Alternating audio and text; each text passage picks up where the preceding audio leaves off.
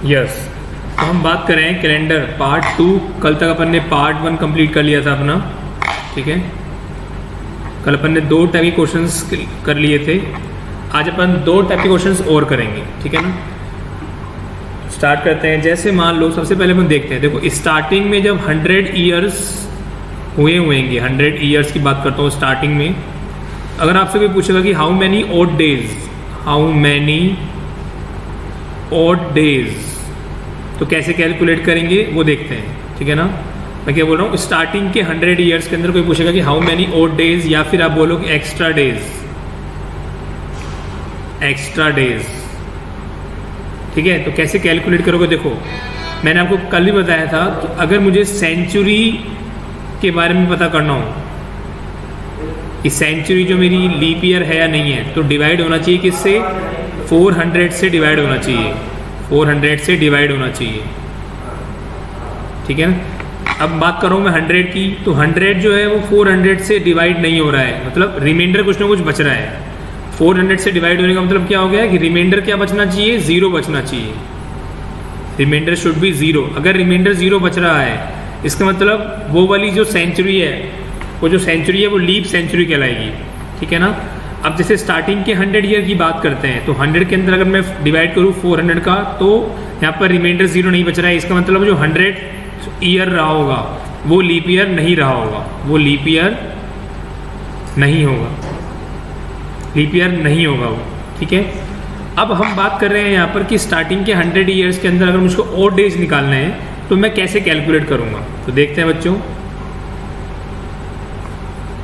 इसको मैं ऐसे हटा रहा हूँ।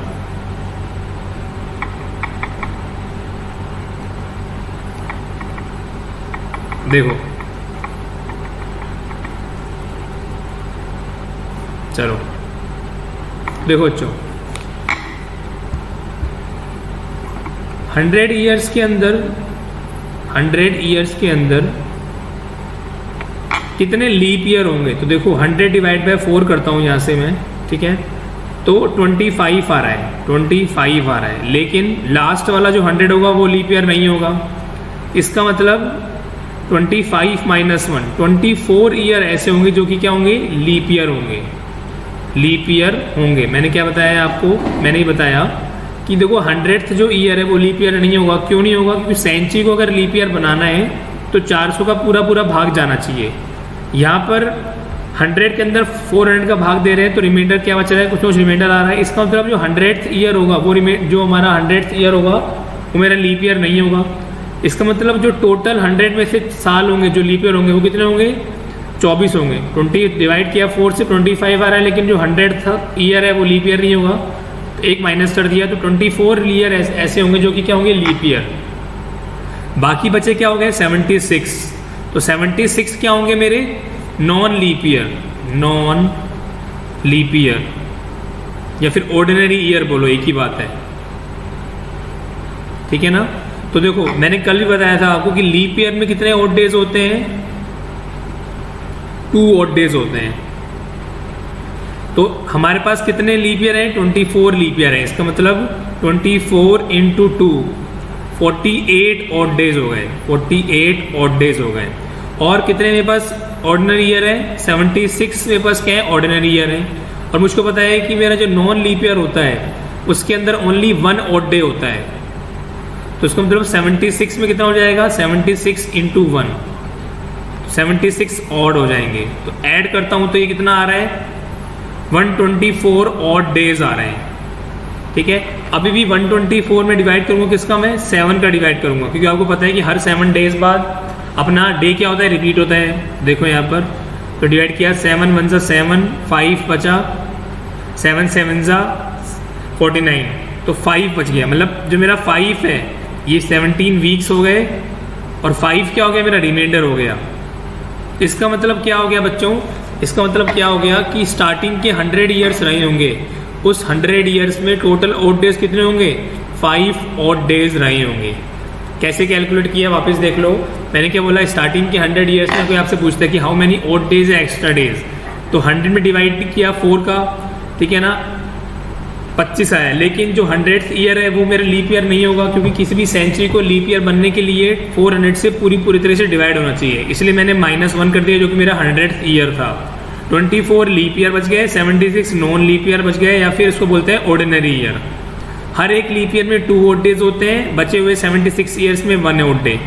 24 को मल्टीप्लाई किया 2 से 48 आ गया, 76 को मल्टीप्लाई किया 1 से 76 आ गया, तो 124 क्या आ गया, ऑड डेज आ गए। 124 ये डेज हैं, तो हर 7 दिन बाद मेरा डे क्या होगा, रिपीट होगा, तो डिवाइड बाय 7 किया तो 17 वीक्स प्लस 5 रिमाइंडर आ गए। इसका मतलब क्या हो गया कि स्टार्टिंग के 100 ईयर्स में कितने ऑड डेज हो गए, 5 ऑड डेज हो गए। बताओ ये चीज़ क्लियर होगी बच्चों? इसको आप कॉपी कर लो, मैं रब कर रहा हूँ इसको। तो अब तक अपन ने क्या देखा, ये स्टार्टिंग के 100 ईयर्स की बात हो रही है, इसके अंदर हमारे पास टोटल 5 ऑड डेज हो गए। मैं इसको रब कर रहा हूँ। अब बात करते हैं नेक्स्ट, अगर मान लो स्टार्टिंग के 200 ईयर्स की बात की जाए, 200 ईयर्स की बात की जाए तो कितने ऑड डेज होंगे, कितने ऑड डेज या फिर एक्स्ट्रा डेज होंगे, एक्स्ट्रा डेज होंगे। तो देखो बच्चों, स्टार्टिंग के 200 के अंदर कितने लीप ईयर रहे होंगे, कितने लीप ईयर रहे होंगे बच्चों, बताओ आप। देखो स्टार्टिंग के 100 ईयर्स में कितने लीप ईयर थे, स्टार्टिंग के 100 ईयर्स में कितने ऑड डेज थे, 5 थे। तो 200 में कितने हो जाएंगे, 200 ईयर में कितने हो जाएंगे, दुगुना 10 हो जाएंगे। कितने हो जाएंगे, 10 हो जाएंगे। तो 10 हो जाएंगे तो 10 डिवाइड बाय 7 करेंगे तो कितना आ गया, 3 आ गया। मैंने क्या बताया कि स्टार्टिंग के, वापस देख लो, मैंने क्या बताया आपको कि स्टार्टिंग के 100 ईयर्स के अंदर 5 ऑड डेज रहे, ठीक है। अगर आपसे ये बोलता है कि 200 ईयर्स में कितने ऑड डेज रहे होंगे, तो आप 5 × 2 कर देना, it will be 10 odd days, 10 odd days हो जाएंगे। 10 मतलब 10 डिवाइड बाय 7, क्योंकि 7 के बाद अपना सर्कल क्या होता है, रिपीट होता है, डे रिपीट होता है, इसका मतलब 3 बच गया, तो 3 ऑड डे, ठीक है। अब बात करता हूं मैं 300 ईयर्स की। 300 ईयर्स में निकालना है तो 5 × 3 कर देंगे, क्योंकि स्टार्टिंग के 100 ईयर्स में 5 ऑड डे, 200 ईयर्स में 2 से मल्टीप्लाई कर दिया, 300 ईयर्स में 3 से मल्टीप्लाई कर दिया, it will be 15 odd days. Again 15 divide by 7, तो रिमाइंडर क्या बच गया, 1 बच गया, तो 1 ऑड डे। यहाँ पर रिमाइंडर क्या बचा था, 3 बचा था, यहाँ पर रिमाइंडर 1 बचा है, तो इतना भी। और 400 ईयर्स की बात करते हैं, देखो 400 ईयर्स की बात करते हैं तो 5 × 4 कितना आ गया, 20 ऑड डे आ गए। और ये क्या है, मेरा 400 ईयर है, इसमें 400 का भाग पूरा जा रहा है, इसका मतलब 1 ऑड डे और आ जाएगा। समझ में आया, 400 के में जा रहा है, 400 का भाग, इसका मतलब वो वाला 400 ईयर जो होगा वो क्या होगा, लीप ईयर होगा, इसलिए इसमें 1 ऑड डे और आ जाएगा। इसका मतलब 21 हो जाएंगे, और 21 डिवाइड बाय 7 करेंगे तो रिमाइंडर क्या बचेगा, 0। क्या बताया मैंने आपको, 400 ईयर्स की, I am talking about 400 years. तो देखो इसको समझते हैं एक बार वापिस से, क्योंकि 100 साल के अंदर 5 ऑड दिन होते हैं, तो 400 साल में कितने हो जाएंगे, 5 × 4 दैट इज 20। लेकिन चूंकि 400 के अंदर 400 का पूरा भाग जा रहा है, तो इसका मतलब जो 400वां साल होगा, 400th ईयर होगा, वो भी क्या होगा, लीप ईयर होगा, तो इसमें 1 दिन एक्स्ट्रा और ऐड हो जाएगा, ठीक है। That will be 21 odd days, और 21 में डिवाइड करूंगा 7 से, तो इट विल बी रिमाइंडर क्या होगा, 0। तो इसका मतलब 400 साल के अंदर मेरे पास रिमाइंडर क्या आ रहा है, 0 आ रहा है, इसका मतलब 400 साल में मेरे पास 0 ऑड डे होंगे, 0 ऑड डे होंगे। मैं इसको रब कर रहा हूँ बच्चों, आप इसका स्क्रीनशॉट ले लो, ठीक है। अब देखो मैंने क्या बताया आपको कि 100 ईयर के अंदर कितने लीप, 100 ईयर के अंदर 5 ऑड डे, 200 ईयर के अंदर 3 ऑड डे। अब ये याद ही कर लो, याद करना बेटर होगा। और 300 ईयर के अंदर 1 ऑड डे, और 400 ईयर स्टार्टिंग से बात कर रहा हूँ, 0 ऑड डे। आप ये चीज़ याद कर लो, बेटर होगा, क्योंकि काम आएगा हमारा ये चीज़, ठीक है। अब इसके अंदर एक बात देखते हैं, अगर मान लो कि आपसे पूछता है कि स्टार्टिंग के 500 ईयर में कितने ऑड डेज रहे होंगे, 500 ईयर में कितने ऑड डेज रहे होंगे। तो 500 को डिवाइड करता हूँ 400 प्लस 100, ठीक है। तो 400 में कितने 0 देखो, और प्लस 100 में कितने हो गए 5। तो इसका मतलब स्टार्टिंग के 500 में 5 ऑड डे रहे होंगे। ऐसे कोई आपसे पूछता है कि बताओ स्टार्टिंग के 700 में 700 ईयर में कितने ऑड डे रहे होंगे। तो यहाँ पर देखो स्टार्टिंग के 400 और 300, तो 400 ईयर में 0 ऑड डे और 300 ईयर में कितने 1 ऑड डे। इसका मतलब टोटल 1 ऑड डे रहा होगा किसमें, स्टार्टिंग के 700 ईयर्स में। Very good. अगर आपसे कोई पूछता है कि 100 ईयर्स में कितने ऑड डे रहे होंगे, तो बताओ क्या आंसर आएगा बच्चों।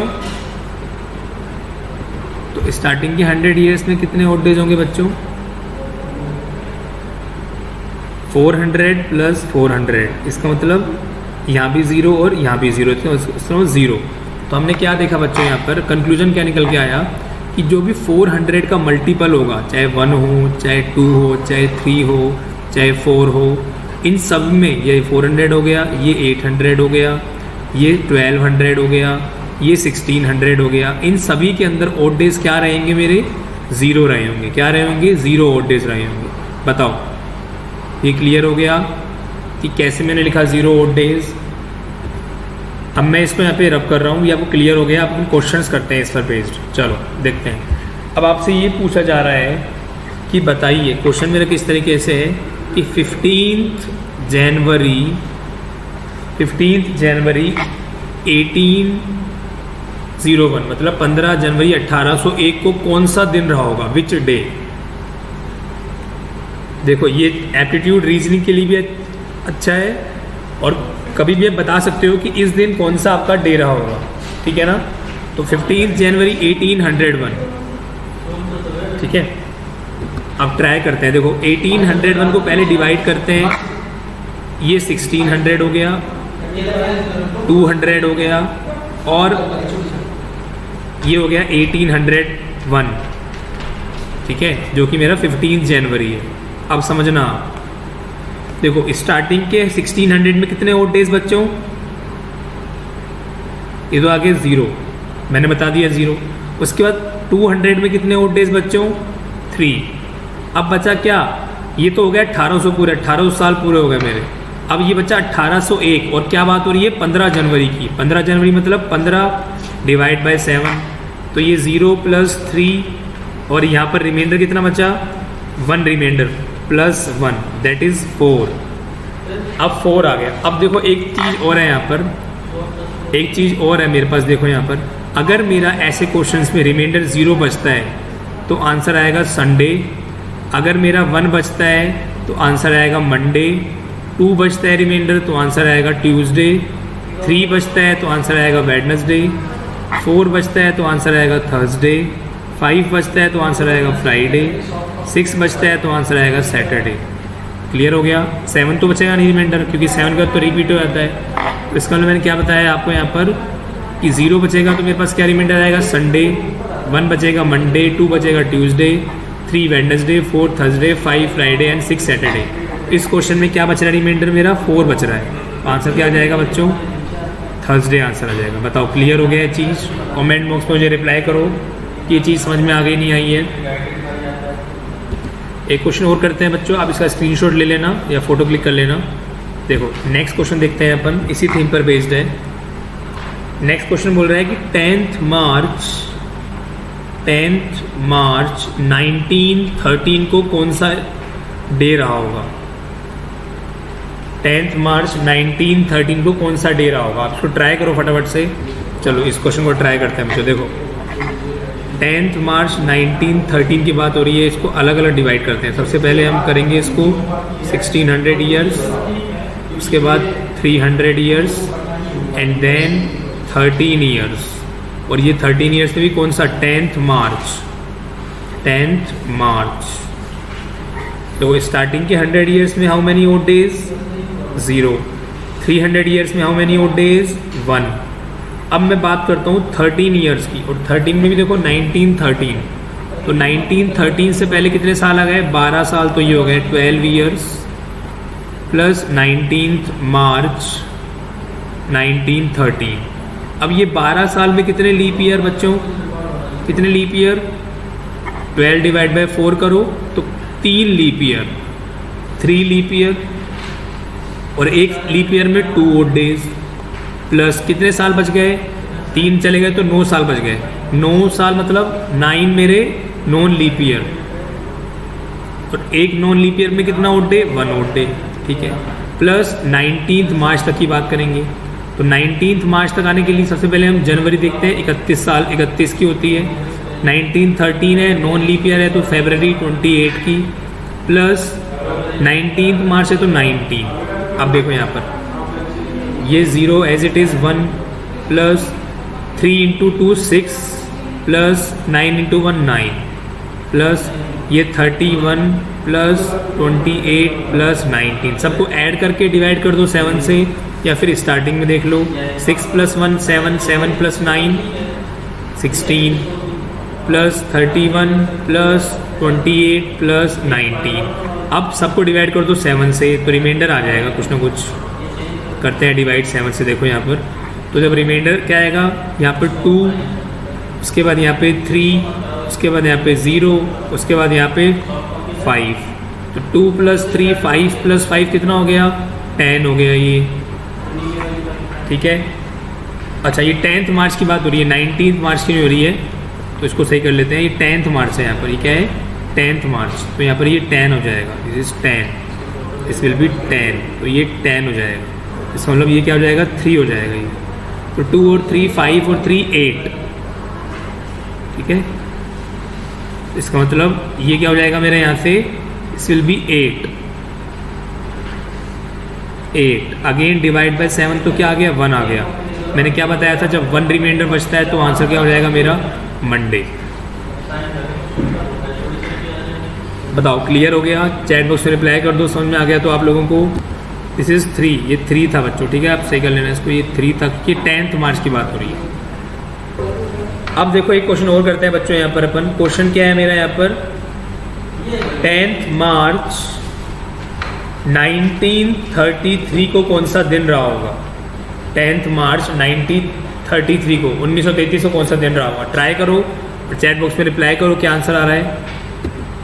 स्टार्ट करते हैं, सबसे पहले हम बात करते हैं 1933, तो उसको हम अलग अलग डिवाइड करते हैं, सबसे पहले 1600, उसके बाद यहाँ पर 300, फिर यहाँ पर 32 ईयर्स,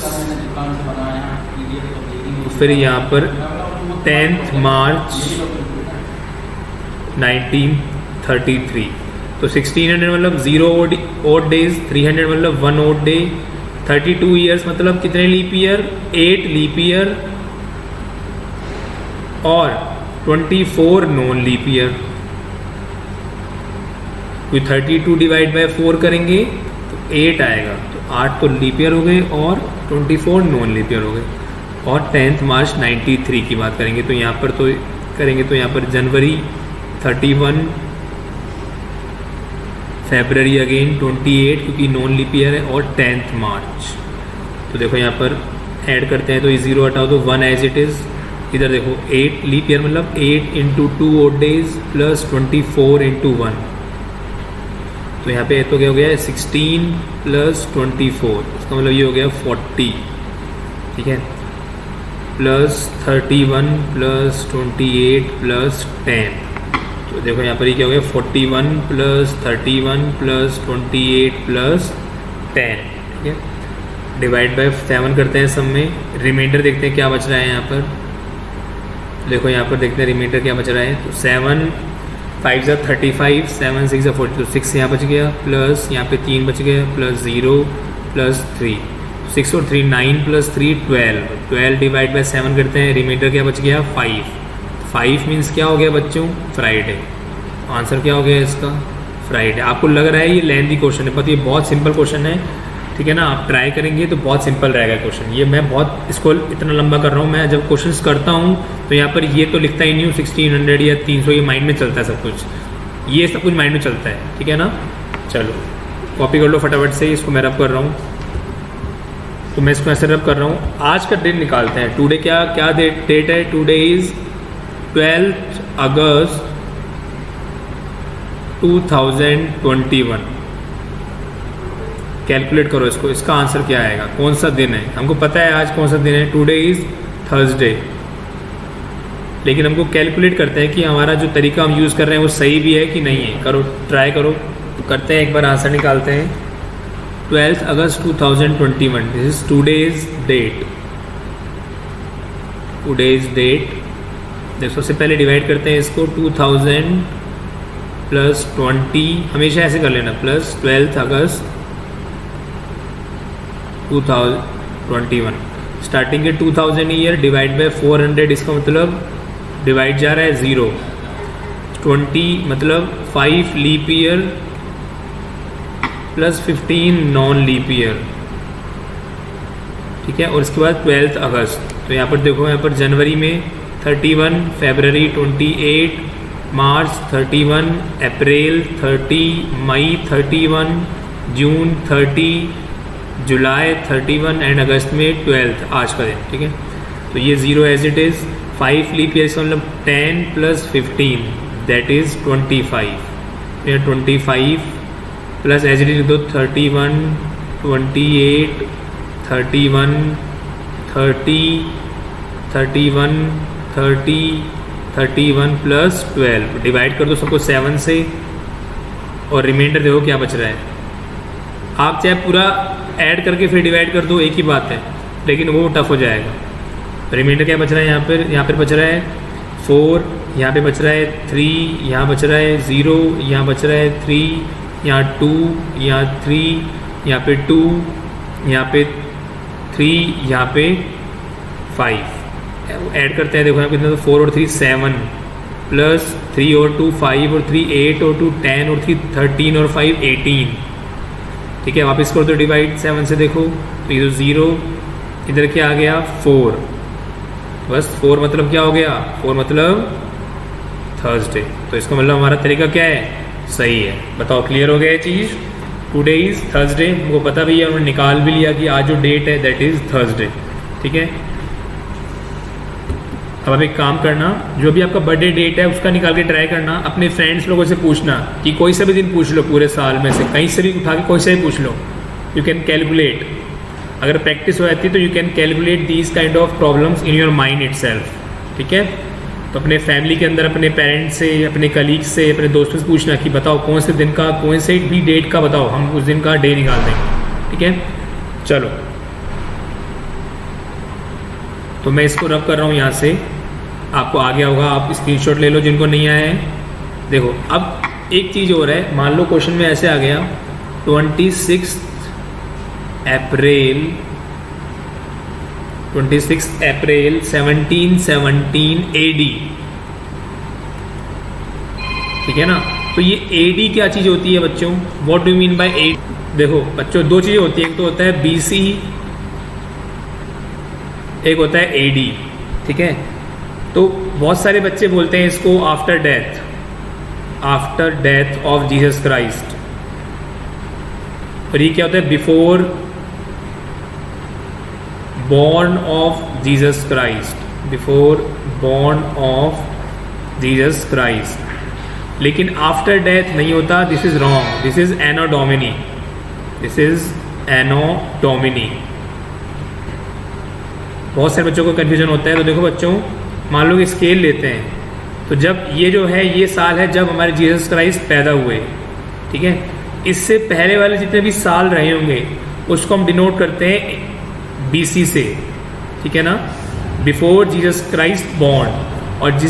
और जब ये जीसस क्राइस्ट पैदा हो गए, इसके बाद वाले जो भी साल रहेंगे उसको बिलोंग करते हैं, डिनोट करते हैं AD से, एना डोमिनी, ठीक है ना। तो बच्चों को बहुत डाउट होता है, बच्चे AD का मतलब आफ्टर डेथ बोलते हैं, आफ्टर डेथ नहीं होता, ये होता है कि जीसस क्राइस्ट के जन्म के बाद के साल को डिनोट करते हैं हम AD से, दैट इज एनो डोमिनी। और उनके जन्म से पहले के जितने साल होते हैं उसको डिनोट करते हैं हम BC से, that is before Jesus Christ born. Clear हो गया? ये तो मैं एक जनरल बता रहा था आपको, हमारे क्वेश्चन में इसका बिलोंगिंग बिल्कुल भी नहीं है, ठीक है।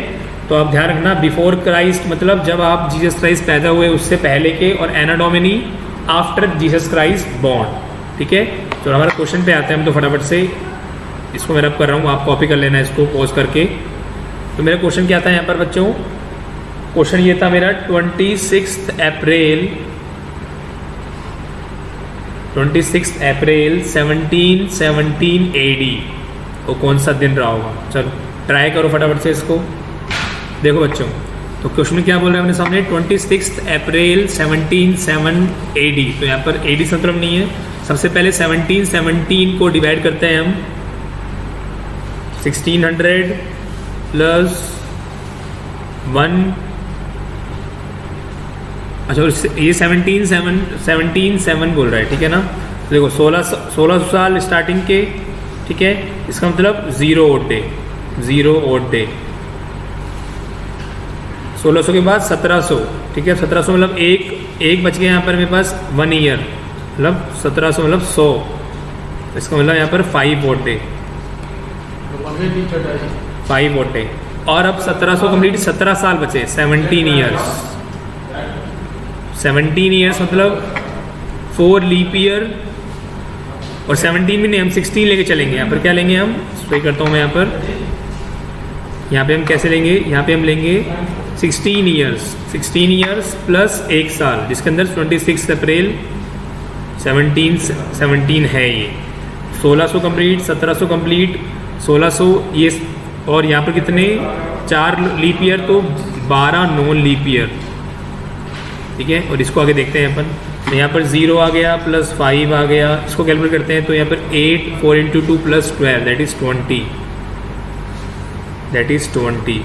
तो 1600 खत्म, 1700 खत्म, 1716 खत्म, 17 26 अप्रैल में, जनवरी के अंदर 31 दिन, फरवरी में 28, मार्च में 31 और अप्रैल में 26, ठीक है। तो यहाँ पर ऐड कर देते हैं 25 प्लस 31 प्लस 28 प्लस 31 प्लस 26, ठीक है। डिवाइड करेंगे 7 से यहाँ पर, तो क्या रिमाइंडर आएगा, देखो 7 से अगर डिवाइड करते हैं तो क्या रिमाइंडर आएगा।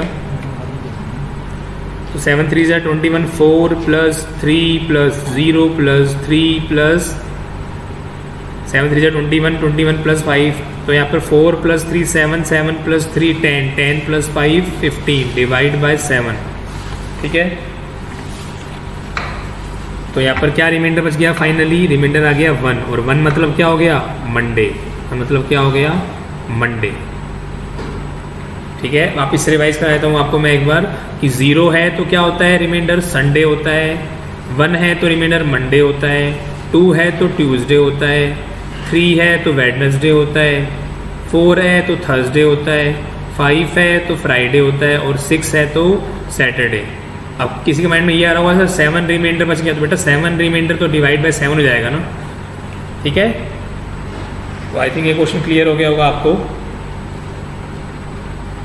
अब इस कैलेंडर का जो नेक्स्ट कॉन्सेप्ट है, नेक्स्ट लास्ट के क्वेश्चन है वो देखते हैं फटाफट से। इसको मैं आप कर रहा हूँ, आप इसका स्क्रीनशॉट ले लेना। देखो जो अपना 4th पार्ट है इसका, दैट इज सेम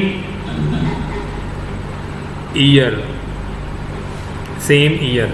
जैसे कोई आपसे ये पूछता है कि मान लो 2009 में जो कैलेंडर आया था वही सेम कैलेंडर कौन से साल में आने वाला है, मतलब 2009 का जो कैलेंडर है उसके बाद जो नेक्स्ट कौन सा साल है कि 2009 का कैलेंडर क्या होगा, रिपीट होगा। तो कैसे कैलकुलेट करेंगे, देखो बताता हूँ। मेरा क्वेश्चन इस तरीके से है, विच year has the same calendar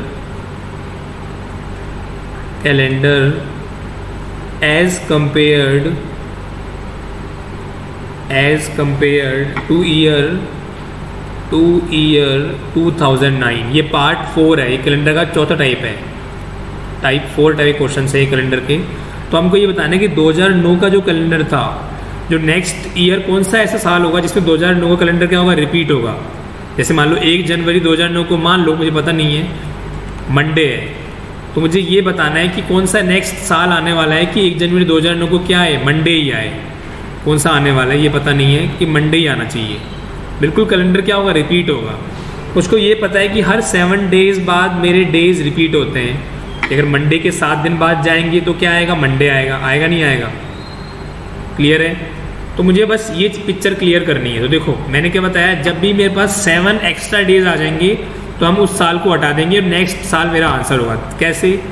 2009 की बात करता हूँ, 2009 में एक एक्स्ट्रा डे या ओड डे क्योंकि नॉन लीप ईयर है, 10 के अंदर भी एक, 11 के अंदर भी एक, 12 के अंदर कितने एक्स्ट्रा डेज, 2 क्योंकि ये क्या हो जाएगा, लीप ईयर, 13 के अंदर अगेन 1, 14 के अंदर again 1।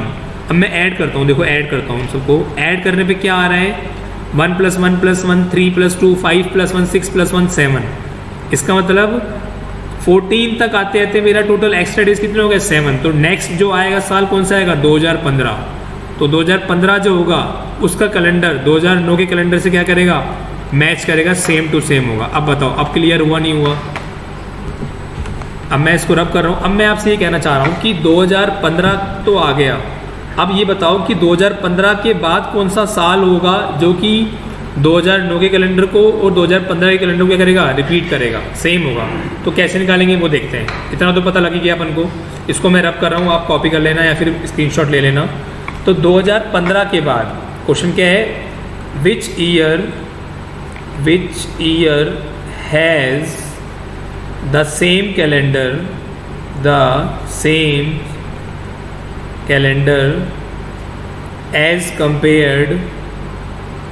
as compared to year 2015।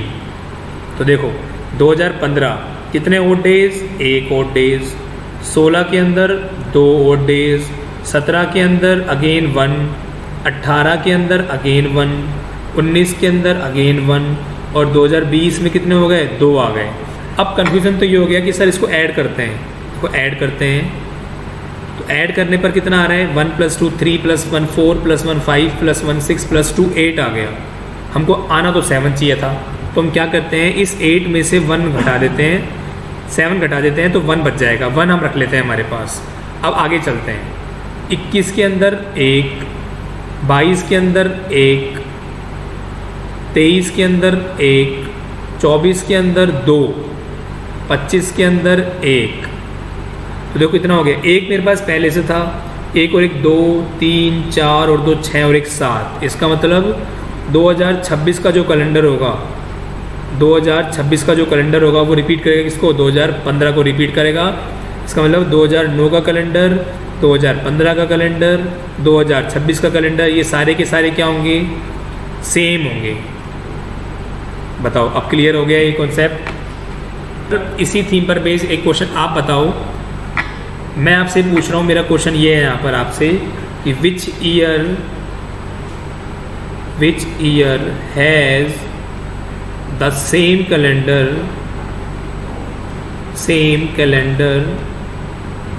As compare to year 2003। Try करो इसको फटाफट से और आंसर बताओ। इसका आंसर देखते हैं क्या आएगा। मैं इसको रब कर रहा हूँ। क्वेश्चन क्या बोल रहा है, 2003 के बाद वाला कौन सा साल होगा जो इसको रिपीट करेगा। ठीक है, देखते हैं। 2003 की बात करते हैं, कितने ऑड ईयर, ऑड डे 1। 4 की बात करते हैं, 2004 में कितने 2। 2005 की बात करते हैं, कितने 1। 2006 के अंदर 1। 2007 में 1। 2008 में आते आते 2 हो गए। अब ऐड करते हैं, 1 और 2 3 और 1 4 और 1 5 और 1 6 और 2 8 हो गए। लो 8 आते क्या करना है, -1 करके -7 करके 1 रख दो एक्स्ट्रा। अब 2008 के बाद 2009 की बात करते हैं, कितने हो गए 1। 2010 की बात करते हैं, कितने हो गए 1। 2011 की बात करते हैं, कितने हो गए 1। 12 की बात करते हैं 2 और 13 की बात करते हैं तो कितना हो गया 1। ऐड करते हैं, 1 और 1 2 और 1 3 और 2 5 और 1 6 तो यहाँ पर आ गए और 1 यहाँ था, तो इसका मतलब टोटल कितने हो गए यहाँ पर 7 हो गए। तो नेक्स्ट ईयर कौन सा है, 2014। तो इसका मतलब 2014 का कैलेंडर जो होगा वो 2003 को क्या करेगा, रिपीट करेगा। ठीक है, तो आई थिंक बच्चों आपको क्लियर हो गया होगा सब कुछ कि अपन ने कैलेंडर पूरा कवर कर लिया है। सारे टाइप के क्वेश्चंस कर लिए कि कौन सा कैलेंडर नेक्स्ट टाइम रिपीट करेगा ठीक है। स्टार्टिंग से अगर कोई डेट दी जाए तो आपको पता लग गया कि इस निकाल लेंगे, कोई पर्टिकुलर डेट दी जाए उसके बाद पूछा जाए तब भी निकाल लेंगे, ओड डेज कैसे निकालते हैं वो भी कर लेंगे। इससे टफ क्वेश्चन आपके किसी भी एग्जाम में कवर नहीं होंगे रिगार्डिंग कैलेंडर, चाहे वो आपका एसएससी जेई का हो, चाहे आपका गेट का एग्ज़ाम हो, चाहे वो आपका एनटीएससी का एग्ज़ाम हो, एसटीएससी का एग्ज़ाम हो, कोई भी कॉम्पिटिटिव एग्जाम्स होगा रिगार्डिंग कैलेंडर, इससे टफ क्वेश्चन नहीं आएगा। तो बच्चों आपको मेरा वीडियो आई थिंक समझ में आ गया होगा। अगर कोई भी डाउट है, कोई भी क्वेरी है तो आप कमेंट बॉक्स में रिप्लाई कर दें, ठीक है। अगर अच्छे लग रहे हैं वीडियोस तो आप लाइक करें, ठीक है। चैनल को सब्सक्राइब करें, अपने फ्रेंड्स को शेयर करें, क्योंकि ये टॉपिक्स हैं, जनरल टॉपिक्स हैं सारे एप्टीट्यूड के। रीजनिंग के टॉपिक में बहुत जल्दी कवर कराऊंगा यहाँ पर, ठीक है। तो कोई भी आपको लगता है कि इस टॉपिक पर सर आप वीडियो बनाइए, तो मेरे पास डिमांड आ रही थी बच्चों की सर स्पीड टाइम डिस्टेंस पे बनाइए, तो नेक्स्ट जो अपना वीडियो आने वाला है वो स्पीड टाइम डिस्टेंस पे होने वाला है। चलो मिलते हैं फिर, टेक केयर, बाय बाय।